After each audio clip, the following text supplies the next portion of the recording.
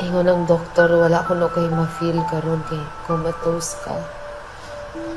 Basog lamang tinuod kay daghan kay kagsamad. Daghan kay kagpangos. Mas ganahan ako makita na natulog ka kaysa makita na ako na nasakitan ka. Pero Jobert, please. Please, gumising ka na. Gumising ka na.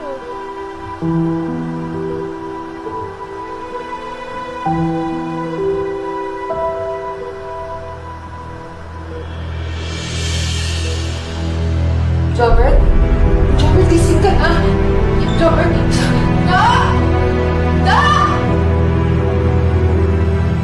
Doc, promise ho, nakita ko hong gumalaw yung daliri ng kapatid ko. It is possible na nakita nyo ay reflex activity ng katawan niya.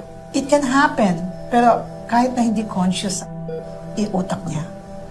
Hindi ba ibig sabihin na sign na yun na baka malapit na siyang gumising? Mrs. Torrecampo, ayokong sirain ng pag-asa niyo po, but the longer your brother stays in coma, mas malaki ang risk na mauwi ito sa permanent vegetative state.